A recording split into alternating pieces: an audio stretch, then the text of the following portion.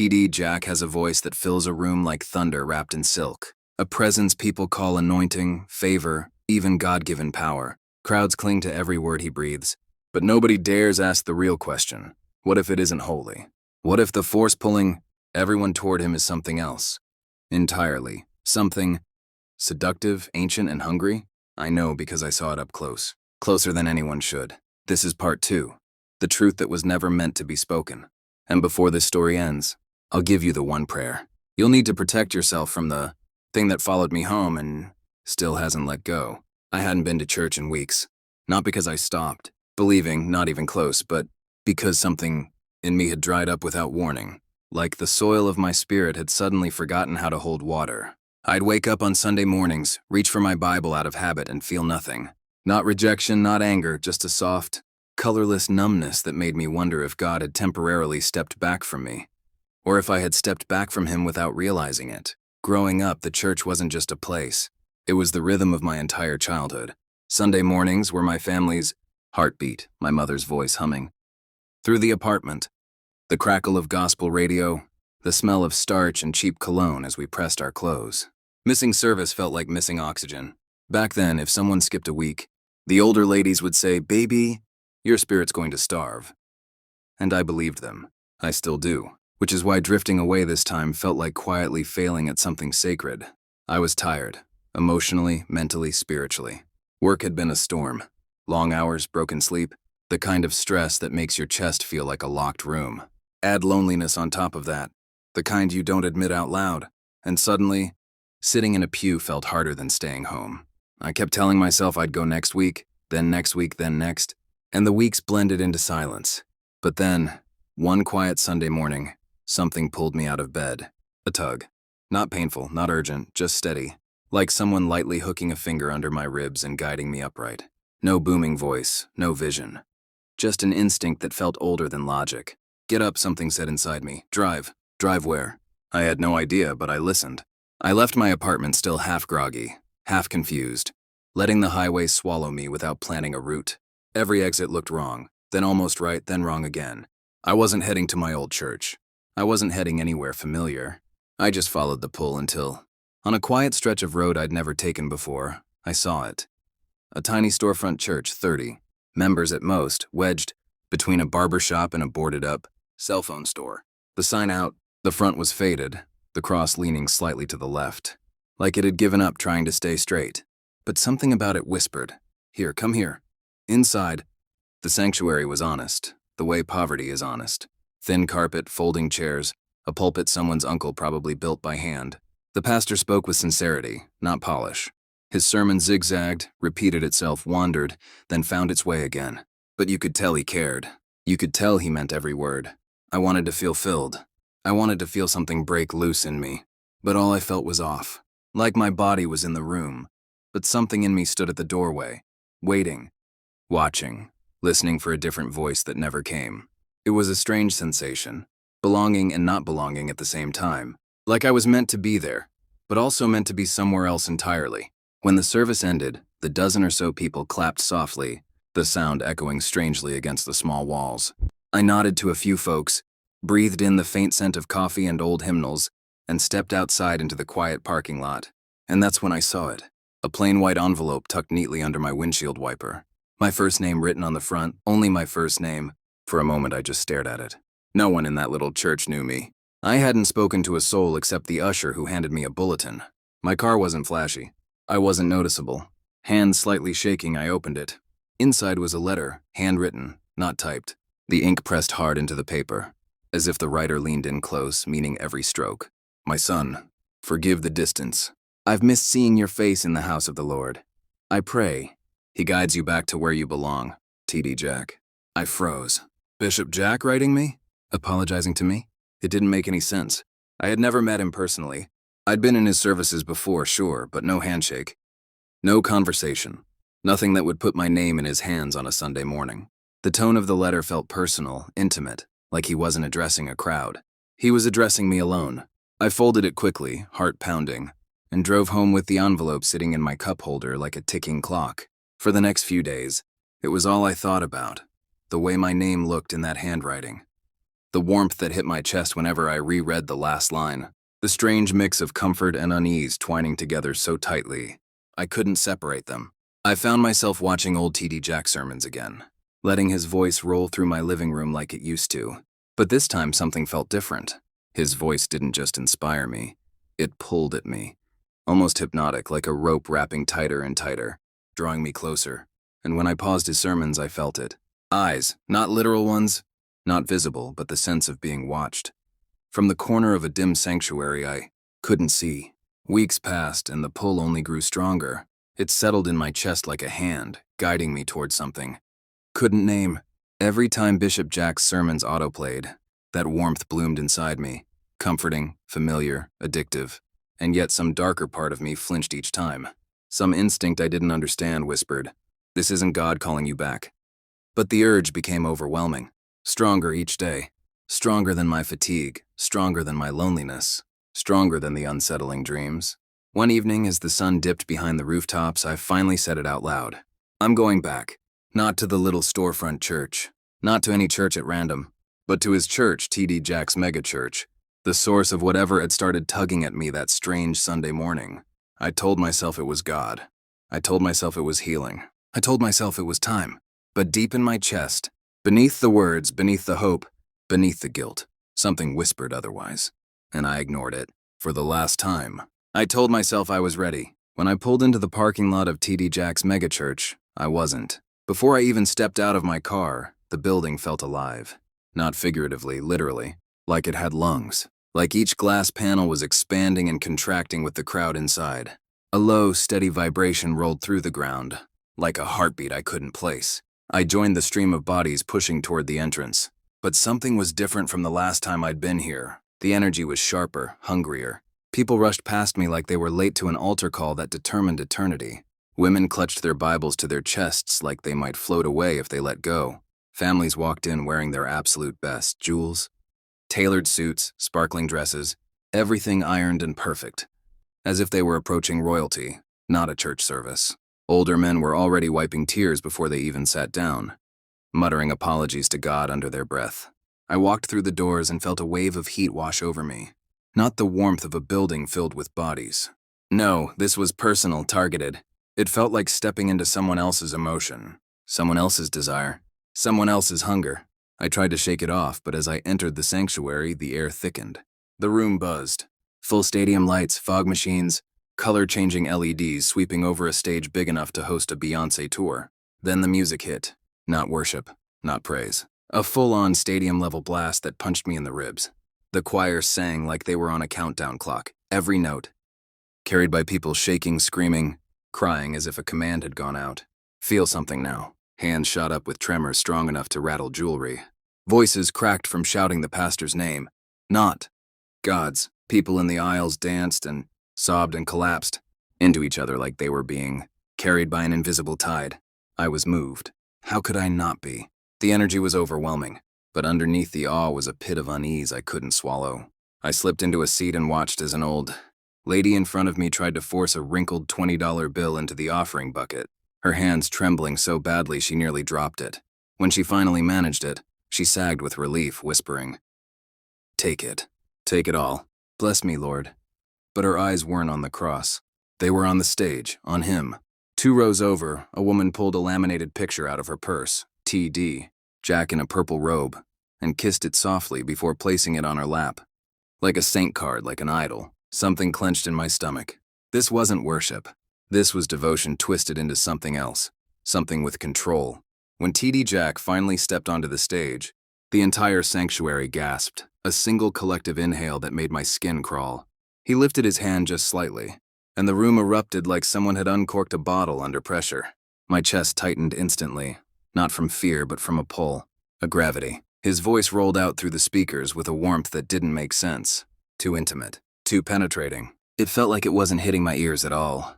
It was landing right inside my spine, whispering straight into my bones. He paced the stage, commanding, graceful, heavy with presence. Every movement drew the crowd closer. Every phrase made people shudder, reaching out as if touching him would change their entire lives. At one point, he greeted a young woman in a military uniform.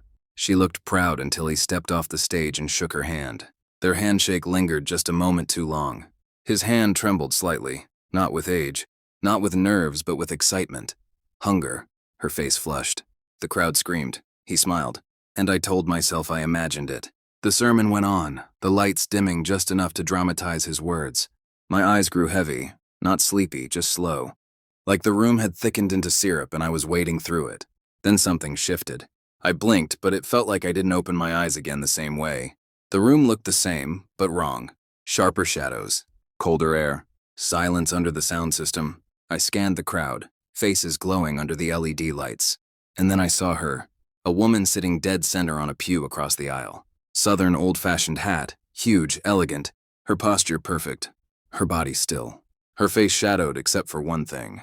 Her smile, glowing, too wide, teeth too perfect, too even, like porcelain arranged by hand.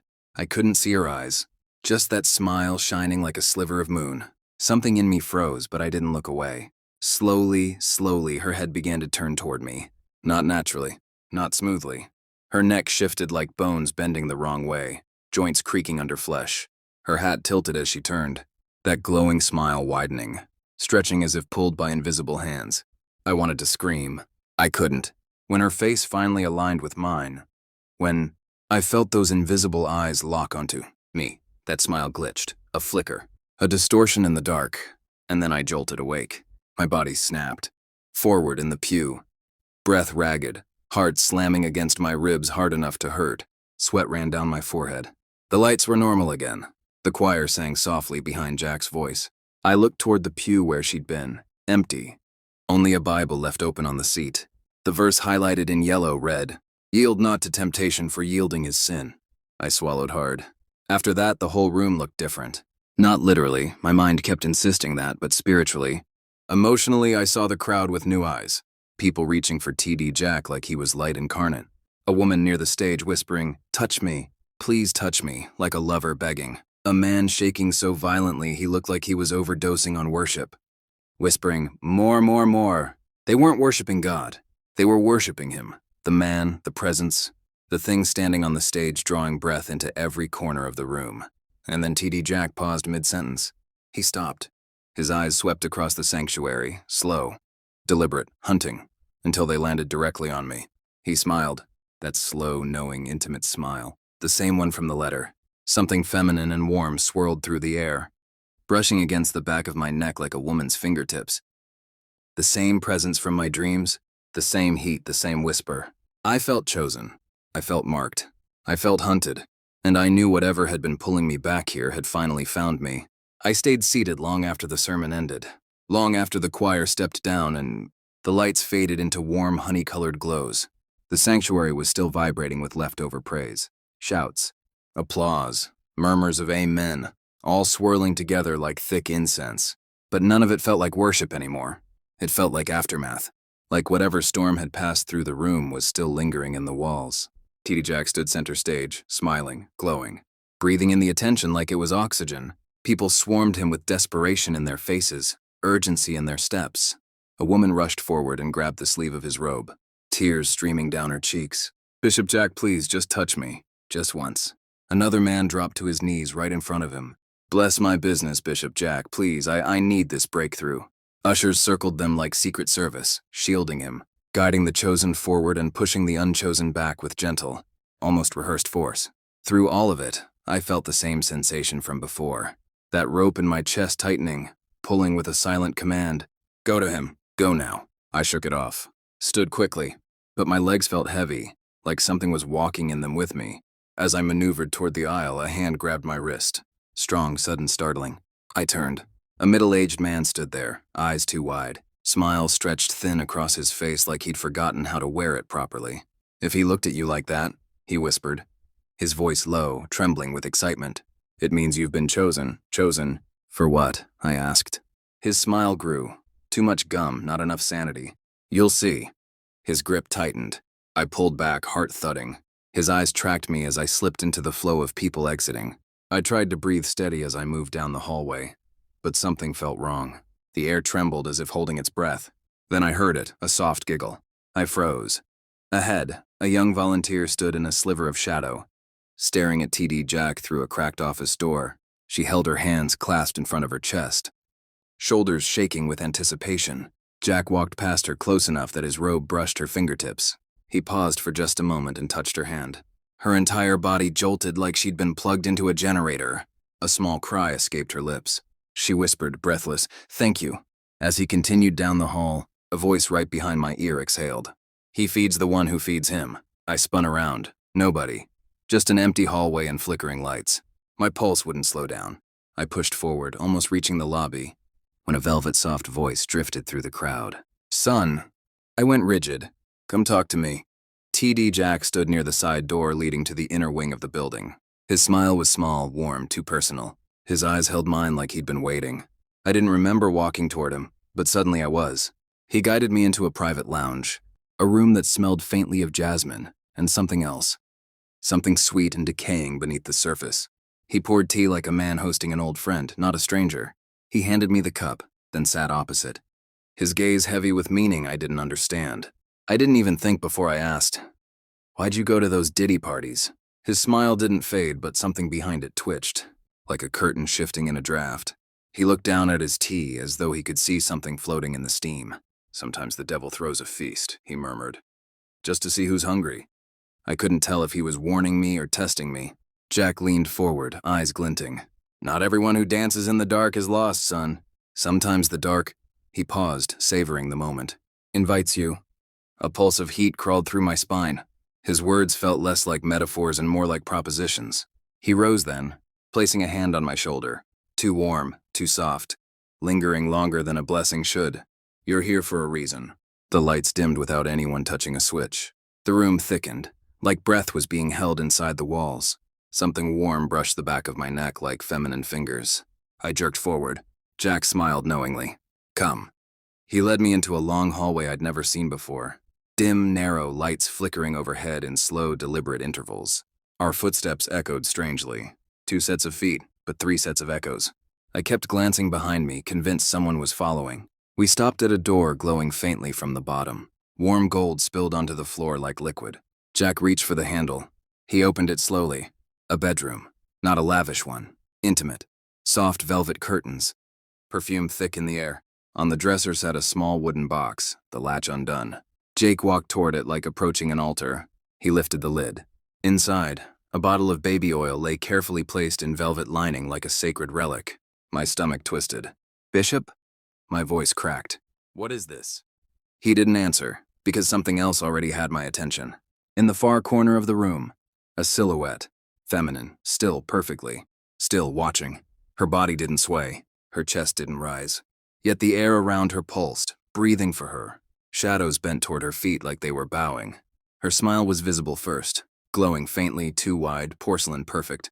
The same smile from my dream. My throat closed. "Bishop?" I whispered, unable to look away. "What is that in the corner?" Jake didn't deny her, didn't flinch, didn't pretend. He didn't see the thing standing there. He turned toward her with a familiarity that chilled me to the bone. "They've called her many things over the years," he said softly.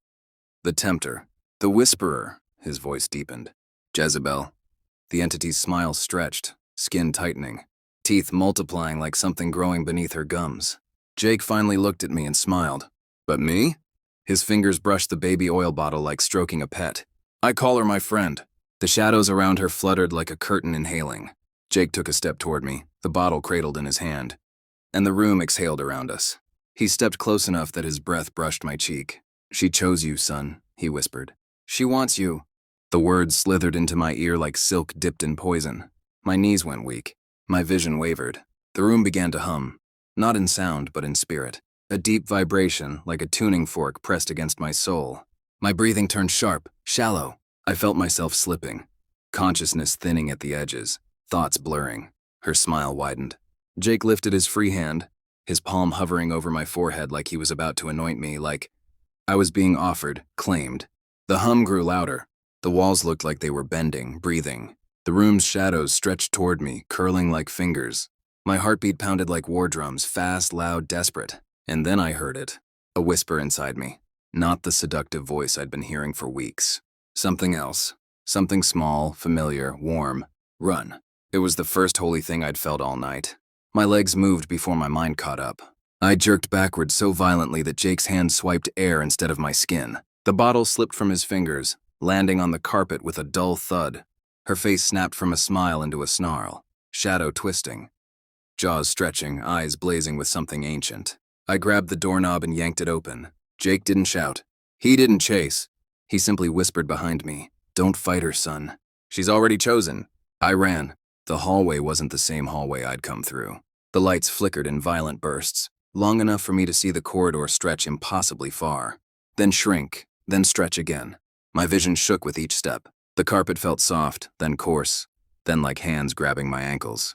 Footsteps echoed behind me, slow, heavy, calm. I risked one glance over my shoulder and froze. It wasn't Jax. It wasn't a person at all. It was a shape moving toward me, shaped like a woman, but tall, too tall, limbs bending wrong as she glided down the hall. Her mouth hung open in a perfect predatory smile. I looked away. I didn't dare look back again. I slammed through the exit door and stumbled into the night. The humid air slapped me across the face, hot, dirty, real. My lungs dragged in oxygen like it was water in a desert. My hands shook so violently I could barely unlock my phone. Somehow I pressed the Uber button. My entire body trembled, sweat running down my spine. I kept my eyes on the street, refusing to turn around. But something made me look anyway. There, behind the stained glass windows of the church, a silhouette stood. Not Jack's, hers.